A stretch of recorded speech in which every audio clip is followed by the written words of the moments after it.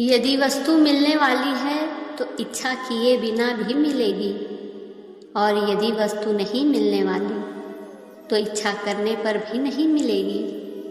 अतः वस्तु का मिलना या न मिलना इच्छा के अधीन नहीं है, किसी विधान के अधीन है।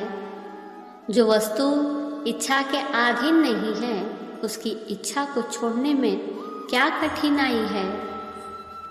यदि वस्तु की इच्छा पूरी होती हो तो उसे पूरी करने का प्रयत्न करते, और यदि जीने की इच्छा पूरी होती हो तो मृत्यु से बचने का प्रयत्न करते। परंतु इच्छा के अनुसार ना तो सब वस्तुएं मिलती है और ना मृत्यु से बचाव ही होता है।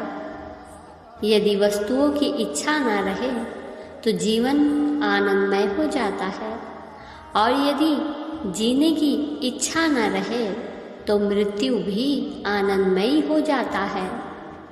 जीवन तभी कष्टमय होता है जब वस्तुओं की इच्छा करते हैं, और मृत्यु तभी कष्टमय होती है जब जीने की इच्छा करते हैं। इसलिए जिसने वस्तुओं की और जीने की इच्छा का सर्वदा त्याग कर दिया है, वह जीते जी मुक्त हो जाता है, अमर हो जाता है। जीवन की बहुत सारी समस्याओं का केवल एक हल है, और वो है माफ़ी। कर दो या मांग लो।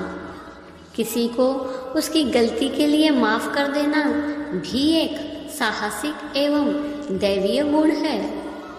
हमारे जीवन की बहुत सारी समस्याएं वहाँ से उत्पन्न होती है जब हमारे भीतर यह अहम का भाव आ जाता है कि मैं उसे माफ़ क्यों करूं।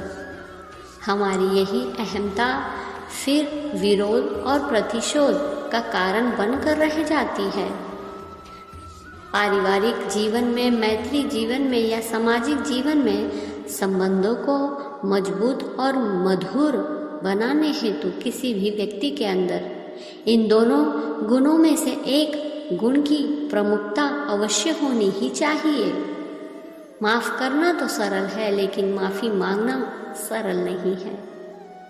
हमें माफ़ करना आता है, ये अच्छी बात है, मगर हमें माफ़ी मांगना भी आना चाहिए, ये उससे भी अच्छी बात है। महाभारत की नींव ही इस सूत्र के आधार पर पड़ी कि किसी के द्वारा माफ़ नहीं किया गया तो किसी के द्वारा माफ़ी नहीं मांगी गई। हमारा जीवन एक नए महाभारत से बचकर आनंद में व्यतीत हो, इसके लिए आज बस एक ही सूत्र काफ़ी है, और वो है माफ़ी कर दो या मांग लो।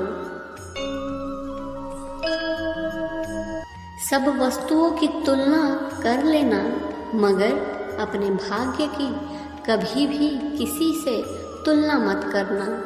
अधिकतर लोगों द्वारा अपने भाग्य की तुलना दूसरों से कर व्यर्थ का तनाव मोल लिया जाता है। परमात्मा से शिकायत मत किया करो। हम अभी इतने समझदार नहीं हुए हैं कि उनके इरादे समझ सके। अगर उस ईश्वर ने आपकी झोली खाली की है तो चिंता मत करना, क्योंकि शायद वह पहले से कुछ बेहतर उसमें डालना चाहते हो। अगर आपके पास समय हो तो उसे दूसरों के भाग्य को सराहने में ना लगाकर स्वयं के भाग्य को सुधारने में लगाओ। परमात्मा भाग्य का चित्र अवश्य बनाता है, मगर उसमें कर्म रूपी रंग तो खुद ही भरा जाता है। अहिंसा का संबंध किसी के शरीर को आघात पहुंचाने से ही नहीं, किसी के दिल को आघात पहुंचाने से भी है। किसी के दिल को दुखाना भी बहुत बड़ी हिंसा है।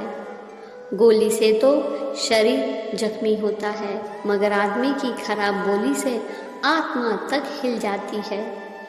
अतः अहिंसा केवल शस्त्र त्याग में ही नहीं, विचार, बोली और व्यवहार में भी रखना परम आवश्यक है। ये सत्य है कि लोहे से ही लोहे को काटा जा सकता है और पत्थर से ही पत्थर को तोड़ा जा सकता है, मगर हृदय चाहे कितना भी कठोर क्यों ना हो, उसको पिघलने के लिए कभी भी कठोर वाणी कारगर नहीं हो सकती, क्योंकि वह केवल और केवल नरम वाणी से ही पिघल सकता है। क्रोध को क्रोध से नहीं जीता जा सकता, बोध से जीता जा सकता है। अग्नि अग्नि से नहीं बुझती, जल से बुझती है। एक समझदार व्यक्ति बड़ी से बड़ी बिगड़ती स्थितियों को 2 शब्द प्रेम के बोलकर संभाल सकता है। संघर्ष वो वृक्ष है जिसकी जड़ें कड़वी जरूर होती है, मगर उसके फल बड़े ही मधुर होते हैं। जिस जीवन में आज जितनी मधुरता है, उस जीवन में कभी उतना ही संघर्ष भी रहा होगा। अक्सर हम लोग मधुर फल तो चाहते हैं, मगर संघर्ष रूपी कड़वाहट का स्वाद नहीं लेना चाहते। तब हम ये भूल जाते हैं कि जीवन की मधुरता की जड़ संघर्ष है। जो इस कड़वाहट से बचने की कोशिश करते हैं, वो जीवन की मधुरता से भी वंचित रह जाते हैं। जिसके जीवन का संघर्ष जितना बड़ा होगा, उसके जीवन में उतनी ही मिठास होगी। पहले संघर्ष और फिर मिठास, यही तो जीवन का नियम है।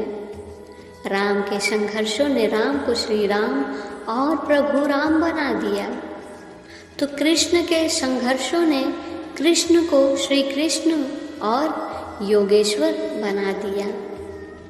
एक फल को अपने भीतर मिठास लाने के लिए बहुत ही कठिन परीक्षा से गुजरना पड़ता है। ऐसे ही जिस जीवन के प्रारंभ में जितना परिश्रम, जितना संघर्ष रहेगा, वो जीवन उतना ही वंदनीय और श्रेष्ठ बन जाएगा।